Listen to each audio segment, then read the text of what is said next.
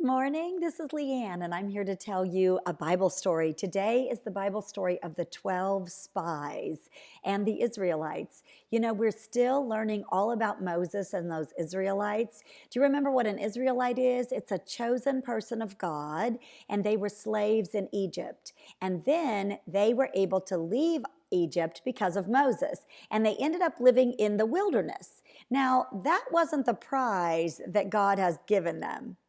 You know, do you ever think about prizes? Like if you won something really huge, what would the prize be? Like, what would you want if you could have any prize? Would you want a castle? Would you want all the toys in the world? Would you want world peace? What would you want? I don't know. My prize changes day to day. One of the prizes that I was thinking of that I would like today if I had a prize was this one. It would be an airplane and it would fly all over so I could go visit all my kids who live all over the country and I could visit them like every day. I could go have dinner with any of them. I'd have a plane and all the money that I could have so I could visit my kids all the time. That's what I would want for a prize. Prizes are fun to think about. And in our Bible story, there was a big prize. It was called the Promised Land.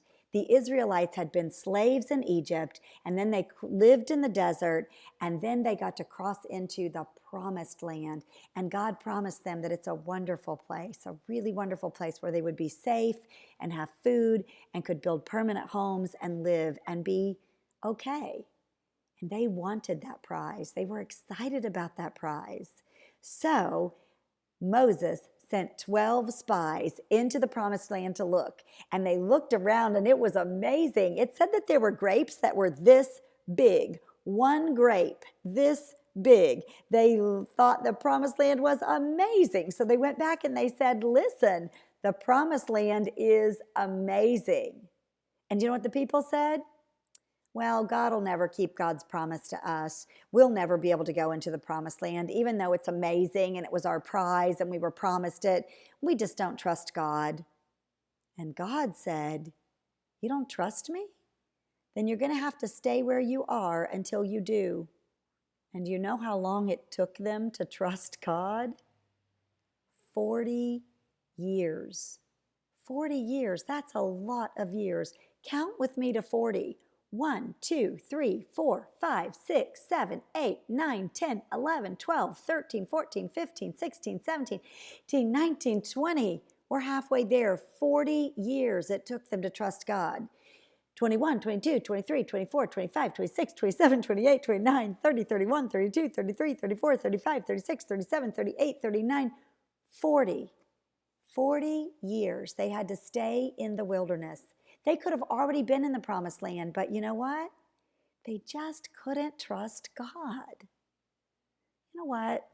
I do not want to be like an Israelite, but sometimes I am. Sometimes I trust God, and sometimes I think, is God really going to keep all God's promises? But you know what the truth is? God is. God loves you, and God will keep God's promises. I love the story of the Israelites, and I love how silly they are. Oh, they should have just trusted God, and then they could have gone in the promised land. But they learned. And you know what? You can trust God, and I hope that you can. I hope that you can trust God more than those crazy Israelites did. I'm going to trust God too. Thank you for coming. I'll see you the next time and we'll learn another story